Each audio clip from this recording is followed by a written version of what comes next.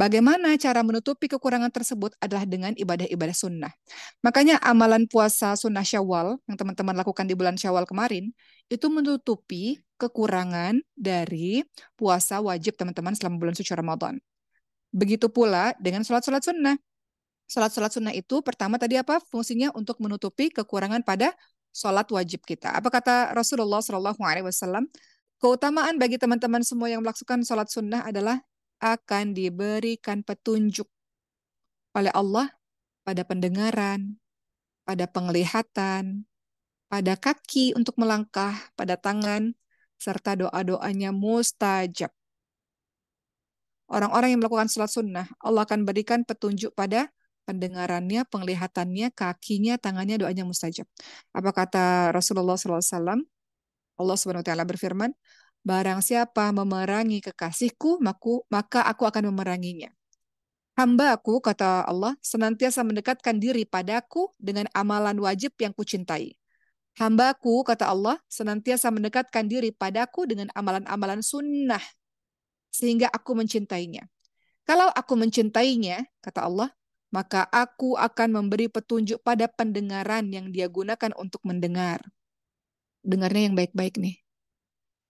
Kemudian Allah SWT, aku akan memberikan petunjuk pada penglihatan yang dia gunakan untuk melihat. Allah arahkan pandangan matanya untuk mengarah pada pandangan yang baik-baik. Allah SWT akan memberikan petunjuk pada tangannya yang dia gunakan untuk memegang.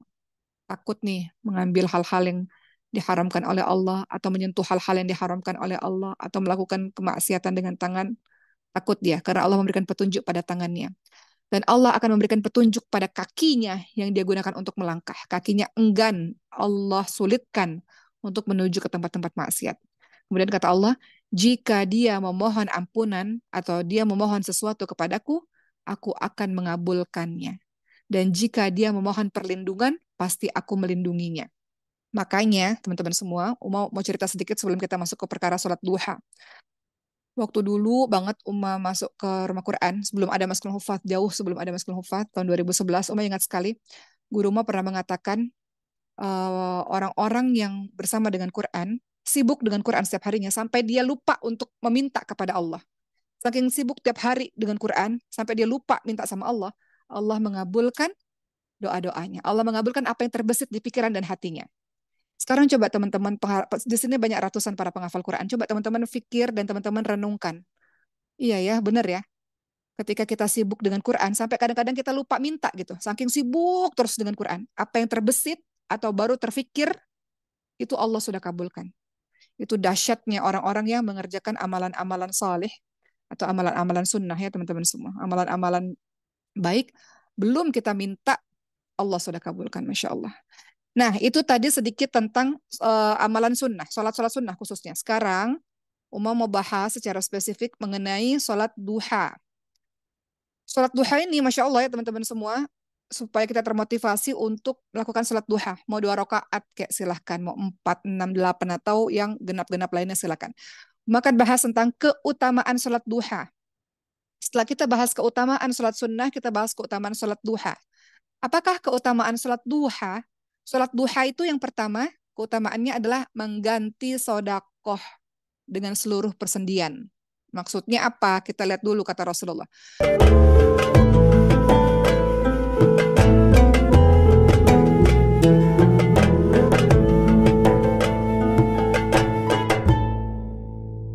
Baik, terima kasih Ustazah Litia, Masya Allah ya. Assalamualaikum warahmatullahi wabarakatuh.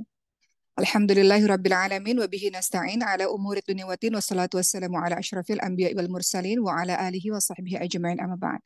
Dan Uma ingin menyampaikan mohon izin nanti setiap hari Jumat sebelum Uma ceramah akan selalu ada Ustazah Litia sebagai pengantar untuk teman-teman semua. Semoga teman-teman semua dalam keadaan sehat. Di sini tidak hanya ada teman-teman Maskul Hufat, ada juga rumah Quran dari berbagai macam tempat, Masya Allah ya, yang umat tidak bisa sebutkan satu persatu, serta teman-teman yang sedang bekerja, yang sedang ada di rumah, yang sedang dalam perjalanan. Mohon izin hari ini langsung saja kita akan membahas mengenai sholat duha. Tapi sebelum membahas mengenai sholat duha, teman-teman semua, maka izinkan Uma untuk menyampaikan tentang sholat sunnah secara keseluruhan. Karena sholat duha adalah bagian dari sholat-sholat sunnah. Kenapa sih harus mengerjakan sholat duha? Atau mengapa harus kita mengerjakan sholat-sholat sunnah ini? Maka Uma akan mulai pada pertemuan kali ini dengan membahas keutamaan dari sholat-sholat sunnah. Sholat sunnah itu banyak ya teman-teman semua seperti yang sudah teman-teman tahu dan sudah teman-teman lakukan. Sholat sunnah itu apa saja sih? Selain sholat duha, ya ada sholat tahajud sebagai sebaik-baik sholat setelah sholat wajib. Ada sholat rawatib, qobliyah, ba'diyah.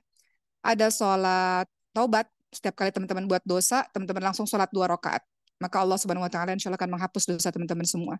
Ada sholat hajat misalnya, ketika teman-teman menginginkan sesuatu, maka teman-teman dianjurkan untuk melaksanakan sholat hajat terlebih dahulu. Dan sholat-sholat lainnya. Maka sebagai permulaan, akan menyampaikan secara cepat apa sih keutamaan dari sholat-sholat sunnah. Pertama, keutamaan sholat sunnah itu, sholat sunnah akan menutupi kekurangan sholat wajib kita. Sholat wajib kita itu tidak sempurna, teman-teman semua. Kadang-kadang dalam mengerjakan sholat wajib, mungkin wudhunya sendiri belum sempurna, atau bacaan kita yang belum sempurna, atau kita nggak khusyuk. Di awal rakaat pertama khusyuk, rakaat kedua sudah memikirkan yang lain misalnya. Gerakan kita kurang tenang misalnya. Tidak menghadirkan hati ketika kita sholat. Jadi banyak kekurangan-kekurangan dalam sholat wajib kita. Bagaimana cara menutupi kekurangan tersebut adalah dengan ibadah-ibadah sunnah. Makanya amalan puasa sunnah Syawal yang teman-teman lakukan di bulan Syawal kemarin, itu menutupi kekurangan dari puasa wajib teman-teman selama bulan suci Ramadan. Begitu pula dengan sholat-sholat sunnah. Sholat-sholat sunnah itu pertama tadi apa? Fungsinya untuk menutupi kekurangan pada sholat wajib kita. Apa kata Rasulullah SAW? Sesungguhnya amalan yang pertama kali dihisap pada manusia di akhir kiamat nanti adalah sholat. Allah Subhanahu wa Ta'ala berkata pada malaikatnya, lihatlah pada sholat hamba-hambaku. Apakah sholatnya sempurna atau tidak? Kalau sholatnya sempurna, maka dicatat pahalanya sempurna. Namun kalau di dalam sholatnya ada kekurangan, lihatlah, kata Allah, apakah hambaku ini memiliki amalan-amalan sunnah atau tidak. Kalau hamba-hambaku memiliki amalan sunnah, kata Allah, sempurnakanlah kekurangan yang ada pada amalan wajib dengan amalan sunnahnya. Ya, maka amalan-amalan lainnya diperlakukan seperti ini juga. Ini hadis riwayat Abu Daud dan Ibnu Majah dan hadis riwayat Ahmad. Jadi yang pertama, keutamaan dari sholat sunnah, sebelum kita bahas sholat duha nanti, akan menutupi kekurangan pada sholat wajib. Maka yang biasanya teman-teman, insya Allah semua yang hadir di sini adalah orang-orang yang sudah melaksanakan sholat 5 waktu. Namun ditambah lagi, yaitu dengan sholat-sholat sunnah kita. Kedua, apa sih keutamaan sholat sunnah? Keutamaan sholat sunnah yang kedua adalah dihapuskan dosa-dosa kita dan ditinggikan derajat. Dosa-dosa kita akan dihapus dan ditinggikan derajat kita. Apa kata Rasulullah SAW dalam hadis riwayat Muslim? Hendaklah engkau memperbanyak sujud. Memperbanyak sujud maknanya apa? Memperbanyak sholat kepada Allah Subhanahu wa Ta'ala. Karena tidaklah engkau memperbanyak sujud karena Allah, melainkan Allah akan meninggikan derajatmu dan menghapuskan dosamu.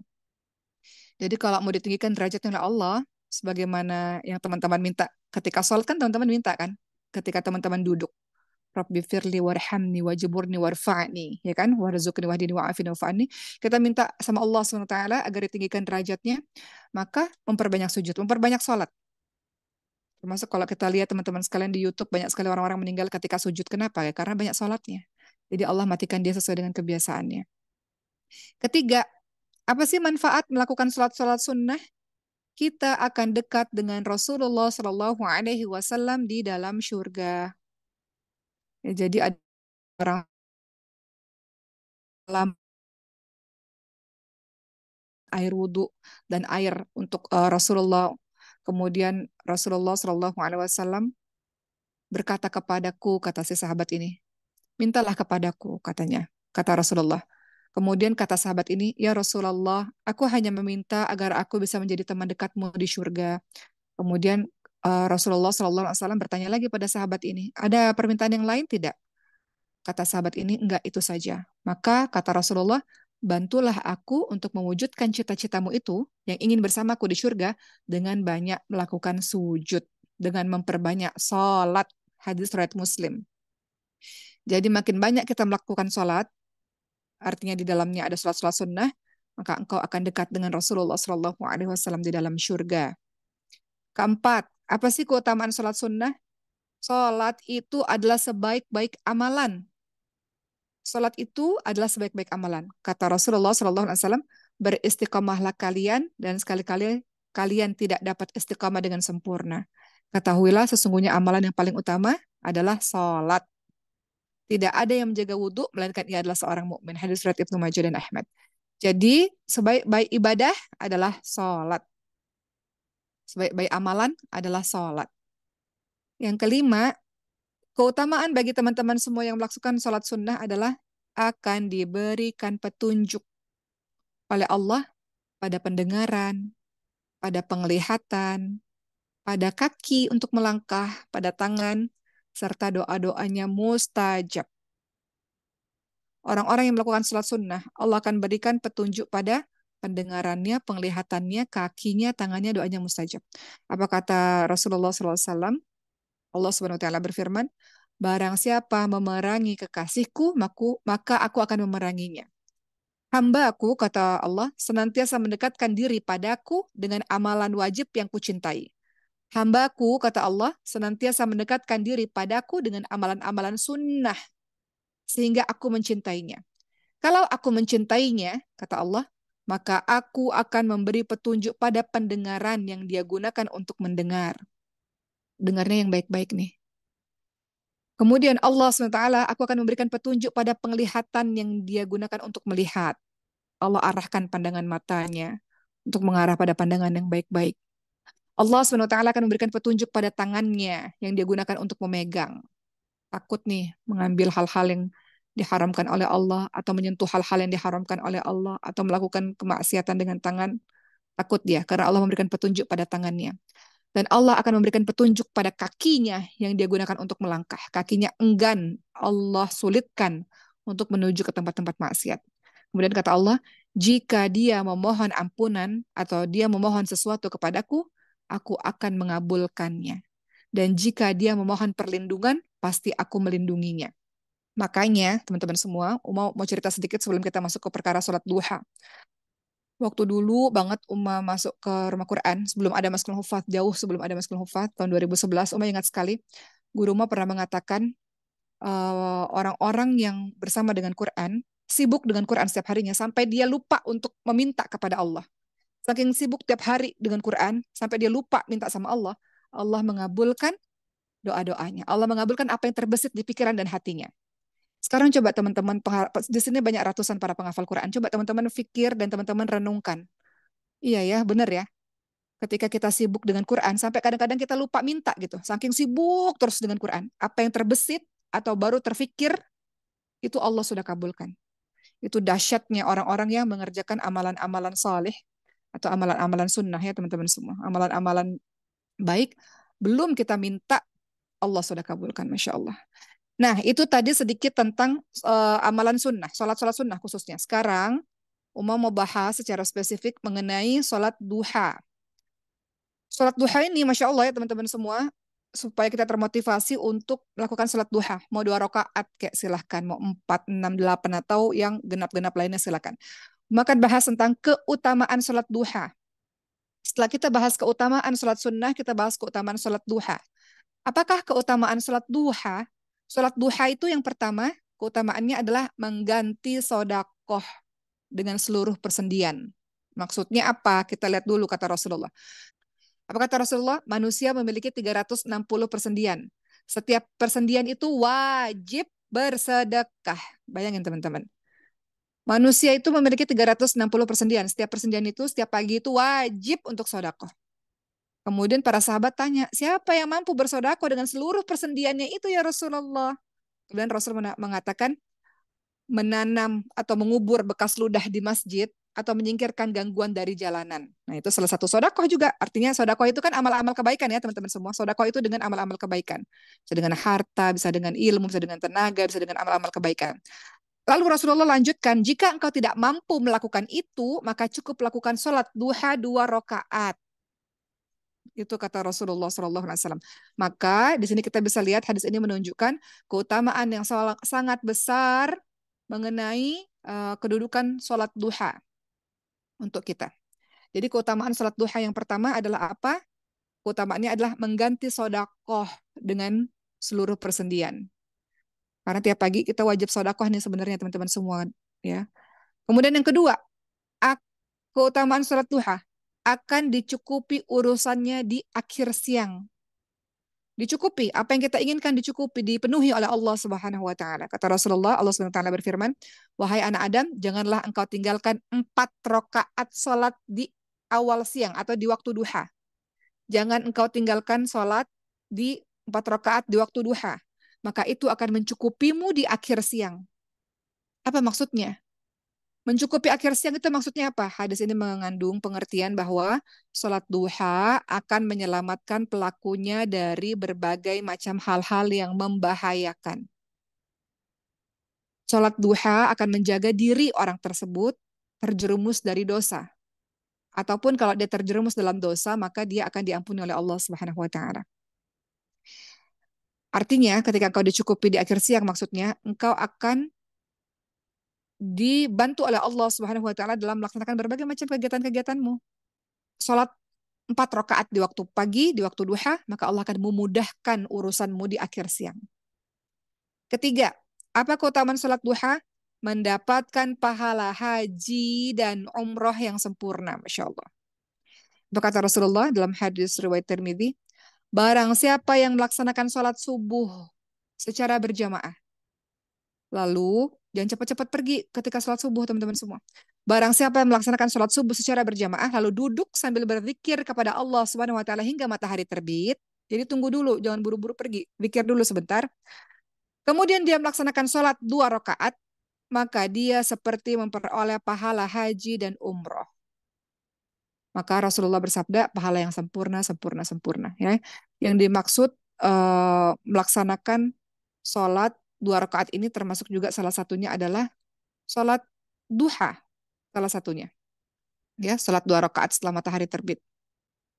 Yang keempat, sholat awabin. Awabin itu apa ya? Sholat awabin. Nah, sholat awabin ini adalah sholat orang-orang yang kembali taat kepada Allah Subhanahu wa taala. Kata Rasulullah SAW, tidaklah menjaga sholat sunnah duha melainkan awab. Awab itu apa? Awab adalah orang-orang yang kembali taat kepada Allah Subhanahu wa taala. Inilah sholat awabin. Sholat awabin itu apa? Orang-orang yang kembali taat kepada Allah.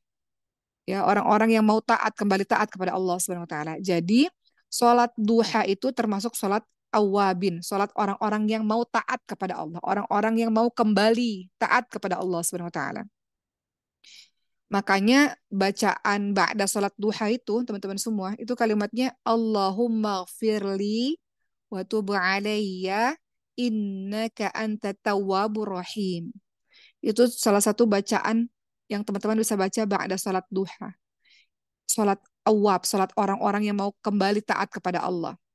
Bacaannya setelah sholat duha, Allahumma gfirli wa tub alayya innaka anta tawwabur rahim, yang artinya ya Allah, ampuni aku, terima taubatku, sesungguhnya engkau maha penerima taubat lagi maha penyayang. Rasulullah sampai baca ini 100 kali teman-teman semua dalam hadis riwayat Bukhari. Allahumma ghfirli wa tub alayya innaka anta tawwabur rahim. Allahumma ghfirli wa tub alayya innaka anta tawwabur rahim. Sampai 100 kali, Masya Allah. Indah sekali ya muslim ini ya. Sudah sholat 5 waktu, kemudian di sepertiga malam terakhir kita udah bangun, ya kan? Sholat subuh, qobliyah subuh dulu, habis itu kita sholat subuh, habis itu sholat duha, siang ada qobliyah ba'diyah lagi sholat zuhur, kemudian asar, wah, penuh dengan sholat, Masya Allah. Penuh dengan kembali kita kepada Allah SWT. Lanjut, hukum sholat duha. Ini sunnah ya teman-teman semua. Kita bahas lagi sholat-sholat sunnah. Tentu saja sholat duha ini sholat yang sangat dianjurkan. Rasulullah Shallallahu Alaihi Wasallam menasihati Abu Hurairah radhiyallahu anhu. Kata Rasulullah, kata Abu Hurairah, kekasihku yaitu Nabi Muhammad Shallallahu Alaihi Wasallam mewasiatkan 3 hal kepadaku, kata Abu Hurairah. Yang pertama, Rasulullah menyuruhku untuk berpuasa 3 hari setiap bulan, Ayamul Bid 13, 14, 15. Kedua, Rasulullah menyuruhku untuk melakukan sholat duha 2 rakaat. Ketiga, Rasulullah menyuruhku untuk berwitir sebelum tidur. Jadi ini nasihat Rasulullah kepada Abu Hurairah yang juga nasihat untuk kita semua, teman-teman semua. Ya, jadi silakan, kata Rasulullah, amalan yang paling dicintai oleh Allah adalah amalan yang kontinu walaupun sedikit. Nggak apa-apa walaupun cuma dua rakaat tapi kontinu gitu. Jangan 8 rakaat, kemudian tahun depan lagi 8 rakaat misalnya salat duhanya. 2 rakaat nggak apa-apa, tapi continue setiap hari dilakukan. Waktu pelaksanaannya. Kapan waktu pelaksanaan salat duha? Ya, tentu saja sholat duha itu dimulai waktunya setelah matahari. Ini ada tiga waktu ya. Waktu pelaksanaan sholat duha teman-teman tulis nih ada 3 waktu. Waktu pertama awal waktu yaitu setelah matahari terbit hingga meninggi sehingga setinggi tombak. Tuh kira-kira kapan tuh? Kira-kira sekitar 15 menit setelah matahari terbit. Itu sholat duha di awal waktu yang pertama. Kata Rasulullah apa? Kerjakan sholat subuh, kemudian tinggalkan sholat hingga matahari terbit. Kerjakan sholat subuh, setelah sholat subuh selesai, teman-teman zikir dulu, duduk dulu, memuji-muji Allah dulu sampai matahari meninggi. Ketika matahari terbit, ya, nah itu baru tuh silakan untuk teman-teman bisa untuk melakukan sholat duha. Jadi, kapan melakukan sholat duha? Yaitu kira-kira 15 menit setelah matahari terbit. Waktu sholat duha itu ketika matahari meninggi setinggi tombak. Setinggi tombak tuh kapan ya? Ya 15 menit setelah matahari terbit. 15-20 menit setelah matahari terbit. Kedua, kapan melakukan sholat duha? Akhir waktu, yaitu dekat dengan waktu zawal saat matahari akan tergelincir ke barat. Kapan itu waktunya? 10 atau 5 menit, 10 menit atau 5 menit sebelum waktu zawal, sebelum matahari tergelincir ke barat. 10 atau 5 menit sebelum matahari tergelincir ke barat. Ketiga, yang terbaik waktu sholat duha, yaitu dikerjakan di akhir waktu. Terbaik tuh, ketika lagi panas-panasnya tuh, itu terbaik melakukan sholat duha. Ya, waktu utama mengerjakan sholat duha itu adalah di akhir waktu, pada saat keadaan yang semakin panas. Kita lihat tuh matahari yang semakin panas, nah itu terbaik kita melakukan sholat duha. Apa dalilnya? Dalam surat Muslim dikatakan Zaid bin Arqam melihat sekelompok orang melaksanakan sholat duha. Kemudian Rasulullah SAW bersabda waktu terbaik untuk awabin. Nama lain sholat duha itu sholat awabin ya teman-teman semua. Sholat orang yang mau kembali taat kepada Allah SWT. Kata Rasulullah SAW, waktu terbaik untuk melakukan sholat duha adalah ketika anak unta merasakan terik matahari. Artinya apalagi panas-panasnya tuh. Itu adalah waktu terbaik untuk melakukan sholat duha. Jadi terserah teman-teman kadang-kadang mungkin sibuk kerja, bisanya setelah subuh terus nunggu beberapa saat, di awal waktu ya silakan. Mau di tengah-tengah silakan, mau di akhir waktu silakan. Lagi panas-panasnya itu yang terbaik melakukan sholat duha. Jumlah rakaat sholat duha kapan? Jumlahnya berapa? Berapa jumlah yang terbaik? Jumlah rakaat sholat duha tentu saja minimal 2 rakaat. Maksimalnya tiada batas. Silakan mau 2, kayak mau 4, mau 6, mau 8 silakan. Ya. Kata Rasulullah apa? Sholat malam dan siang itu 2 rakaat, 2 rakaat, 2 rakaat salam, 2 rakaat salam. Jadi boleh mau 2 rakaat dan seterusnya asalkan genap, ya. Dan masing-masing jumlah rakaat ini itu ada hadisnya, ada dalilnya, ada kisahnya, gitu. Untuk teman-teman yang mau melaksanakan sholat 4 rakaat misalnya. Nah, ini pernah ada seorang sahabat menanyakan pada Siti Aisyah, jumlah rakaat sholat duha itu berapa yang dilakukan oleh Rasulullah? Maka Siti Aisyah menjawab 4 rakaat. Lalu beliau tambahkan sesuka beliau. Ya, bagi teman-teman yang mau melaksanakan sholat duha misalnya 6 rakaat, itu juga pernah ada kisahnya bahwa Nabi Muhammad SAW pernah mengerjakan sholat duha 6 rakaat. Diriwayatkan oleh hadis riwayat Tirmidzi. Sholat duha 8 rakaat itu juga pernah diceritakan ya pada masa pembebasan kota Mekah. Seseorang itu mendatangi Rasulullah SAW ketika Rasul berada di atas tempat tinggi di Mekah. Kemudian akhirnya Rasulullah SAW menuju ke tempat mandinya. Lalu Siti Fatimah, anak beliau, memasangkan tabir untuk beliau. Selanjutnya Siti Fatimah mengambilkan kain beliau, menyelimutan kepada beliau. Setelah itu Rasulullah mengerjakan sholat duha 8 rakaat. Kemudian ada juga sholat duha 12 rakaat. Terserah teman-teman semua, mau berapapun silakan. Ya, maka ini ditunjukkan Rasulullah SAW bersabda, barang siapa mengerjakan sholat duha 2 rakaat, kata Rasulullah, maka dia tidak ditetapkan termasuk orang-orang yang lengah. Barang siapa melakukan sholat duha 4 rakaat, maka dia termasuk orang-orang ahli ibadah. Barang siapa mengerjakan 6 rakaat, maka dia akan diberikan kecukupan pada hari itu. Barang siapa melakukan sholat duha 8 rakaat, maka Allah menetapkannya termasuk orang-orang yang tunduk dan patuh. Barang siapa melakukan sholat 12 rakaat duha, maka Allah akan membangunkan baginya sebuah rumah di syurga. Dan tidaklah satu hari dan tidak juga satu malam, melainkan Allah memiliki karunia yang dianugerahkan kepada hamba-hambanya yang sebagai sodakoh. Dan tidaklah Allah memberikan karunia kepada seseorang yang lebih baik daripada mengilhaminya untuk selalu ingat kepada Allah Subhanahu wa taala. Ya, begitu ya teman-teman semua, ini hadis yang diriwayatkan oleh At-Tabrani ya. Jadi di sini teman-teman bisa lihat teman-teman dan bisa pilih mau sholat dengan jumlah rakaat berapapun silakan asalkan istiqomah, continue. Continue, teman-teman bisa melakukannya secara continue. Nah, kemudian ada pertanyaan, gimana saya bisa melakukan sholat duha sementara saya sedang bekerja atau sementara ada tugas yang harus saya lakukan sehingga saya nggak melakukan sholat duha. Teman-teman harus tahu mana yang wajib, mana yang sunnah. Teman-teman yang sedang bekerja, misalnya kalau teman-teman kerjanya di Masjid Hufaz misalnya atau di pondok-pondok, mudah bagi kita untuk ibadah. Tapi kalau teman-teman kerja di kantor atau di tempat manapun yang kadang-kadang teman-teman susah untuk sholat duha, maka teman-teman harus lihat mana sunnah, mana wajib. Teman-teman bekerja itu kewajiban, tugas teman-teman itu kewajiban. Sholat sunnah, duha. Duha itu sholat sunnah. Jadi prioritaskan yang wajib. Begitu ya teman-teman semua. Jangan sampai sholat duha tapi kemudian bosnya jadi marah, pemimpinnya jadi marah karena kita meninggalkan pekerjaan. Jadi kita harus tahu prioritas mana yang wajib, mana yang sunnah. Pertanyaan berikutnya, sholat duha ini boleh dikerjakan berjamaah nggak? Ya, boleh teman-teman semua. Sholat sunnah boleh dilakukan berjamaah maupun sendirian, boleh. Ya, silakan teman-teman mau berjamaah atau mau sendirian. Namun kalau sholat sunnah tentu yang paling bagus adalah sholat sendiri-sendiri. Kecuali sholat-sholat seperti sholat Id. Nah, itu jamaah tuh. Sholat ketika gerhana, sholat istisqa, misalnya sholat minta hujan, apalagi sholat tarawih menurut sebagian besar ulama gitu ya, atau mayoritas ulama.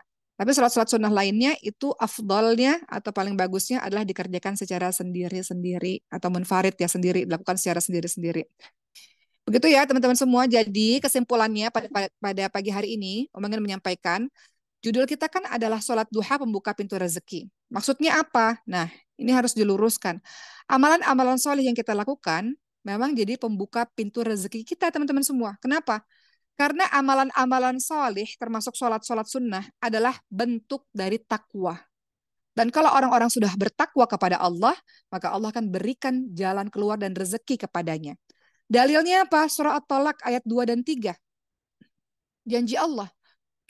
Jadi jangan berkata, oh kamu ibadah cuma supaya dapat duit ya, karena pengen sholat duha tuh supaya bisnisnya lancar. Bukan begitu. Maksudnya adalah kamu sholat duha itu bagian dari orang yang bertakwa. Orang yang bertakwa akan dimudahkan jalannya oleh Allah Subhanahu wa taala. Dalam surah At-Talaq ayat 2 dan 3, Rasulullah Shallallahu alaihi wasallam berfirman, "A'udzubillahi minasyaitonir rajim, wa may yattaqillaha yaj'al lahu makhraja wa yarzuquhu min haitsu la yahtasib." Barang siapa yang bertakwa kepada Allah, niscaya Allah akan mengadakan baginya jalan keluar dan memberikannya rezeki dari arah yang tidak disangka-sangka. Jadi, alhamdulillah. Hari ini secara singkat kita sudah mengetahui tentang sholat sunnah dan juga sholat duha. Walaupun sebagian besar Uma yakin teman-teman sudah tahu, hanya kita mengulang-ulang kembali untuk kita lebih bersemangat dalam menjalankannya. Setelah sholat subuh, jangan buru-buru pergi. Tunggu waktu dulu supaya kita bisa melakukan sholat berikutnya. Teman-teman bisa baca zikir pagi. Zikir pagi itu kan teman-teman sudah, sebagian besar teman-teman sudah hafal ya, dengan berbagai macam keutamaannya. Zikir pagi itu apa saja sih? Teman-teman katakan ya, a'udzubillahi minasyaitonirrajim. Kemudian teman-teman baca Al-Fatihah, ayat kursi. Ayat kursi itu teman-teman semua, ketika teman-teman baca di pagi hari, apa kata Rasulullah SAW, siapa yang membacanya ketika pagi dan siapa yang baca ketika petang, maka dia akan dilindungi oleh Allah hingga pagi. Siapa yang baca pagi, dia akan dilindungi oleh Allah hingga petang. Termasuk di dalamnya itu ayat kursi. Teman-teman baca di pagi hari itu, atau di petang ya, Al-Ikhlas, Al-Falak, An-Nas, masing-masing 3 kali. Al-Ikhlas 3 kali, apalagi An-Nas 3 kali, Al-Falak 3 kali. Itu Masya Allah teman-teman semua. Faedahnya apa? Ketika teman-teman baca masing-masing 3 kali, maka segala sesuatu dicukupkan untukmu. Allah akan membantumu untuk mencukupkan segala sesuatu untukmu. Ya, dan banyaklah zikir-zikir lainnya. Teman-teman bisa minta kepada Allah SWT, termasuk teman-teman baca Sayyidul Istighfar. Allahumma anta rabbi la ilaha illa anta khalaqtani wa ana 'abduka wa ana 'ala ahdika wa wa'dika mastata'tu wa a'udzu bika min syarri ma sana'tu wa abu'u laka bi ni'matika 'alayya wa abu'u dzambi faghfirli fa innahu la yaghfiru dzunuba illa anta. Itu Sayyidul Istighfar. Sayyidul Istighfar itu penting dibaca pagi dan petang. Lihatlah mukmin ini, orang-orang Islam ini tiap hari, tiap saat istighfar terus minta ampun sama Allah. Kenapa? Kata Allah SWT, Masya Allah, bagi teman-teman yang baca Sayyidul Istighfar di pagi dan petang, kata Rasulullah apa? Barang siapa yang mengucapkannya atau mengucapkan zikir Sayyidul Istighfar ini di siang hari pada saat atau di pagi hari dengan penuh keyakinan, kalau dia mati pada hari itu, maka dia termasuk penghuni surga. Termasuk barang siapa yang baca Sayyidul Istighfar di petang hari dalam keadaan penuh dengan keyakinan, kalau dia mati pada hari itu, dia penghuni surga. Jadi penting bagi kita untuk baca banyak sekali zikir-zikir teman-teman semua. Termasuk teman-teman udah hafal doa ini juga kan? Kadang-kadang kita baca kita nggak tahu keutamaannya, tapi hari ini kita sama-sama mengingat kembali. Teman-teman baca juga zikir pagi itu. Bismillahirrahmanirrahim. La yadurru ma'asmihi syai'un fil ardi wala fis sama'i wa samiul alim. Doa yang teman-teman baca itu, Masya Allah, kata Rasulullah, barang siapa yang mengucapkan zikir ini sebanyak 3 kali di pagi hari dan 3 kali di petang hari, maka tidak ada bahaya yang memudaratkannya. Jadi kadang-kadang mungkin kita lupa baca semua zikir ini sampai Allah atau sampai terjadi sesuatu kepada kita. Padahal zikir-zikir ini menjadi tameng, menjadi pelindung bagi kita. Begitu ya teman-teman semua, dan banyaklah doa-doa lainnya termasuk zikir atau memuji Allah subhanallah wa bihamdi, subhanallah bihamdi 100 kali, subhanallah bihamdi, subhanallah bihamdi, subhanallah bihamdi 100 kali. Apa kata Rasulullah? Maka tidak ada yang datang pada hari kiamat yang lebih baik daripada yang dia lakukan kecuali orang yang mengucapkan semisal atau lebih daripada itu. Jadi banyaklah manfaat-manfaatnya. Teman-teman bisa baca sekarang kumpulan zikir sudah banyak. Teman-teman bisa baca. Jadi setelah sholat subuh atau setelah sholat asar, jangan beranjak cepat-cepat. Baca dulu zikir ini mungkin cuma 15 menit. Zikir-zikir yang sudah dikumpulkan dalam satu buku biasanya ya teman-teman baca. Supaya teman-teman bisa mengamalkan dan itu untuk melindungi diri teman-teman sendiri. Mungkin sekian dari Uma hari ini. Insya Allah kita ketemu di Jumat berikutnya. Salam sayang Uma untuk seluruh teman-teman di Maskul Mufat, di rumah Quran manapun yang berada. Juga teman-teman yang sedang bekerja, yang lagi sekolah, yang lagi di rumah. Semoga Jumat ini penuh dengan keberkahan dan pilihlah hari Jumat sebagai hari di mana kita beramal soleh dan pilihlah hari Jumat di mana hari kita mengkhususkan diri untuk mengabdikan diri kepada agama Allah SWT. Terima kasih sekian. Assalamualaikum warahmatullahi wabarakatuh.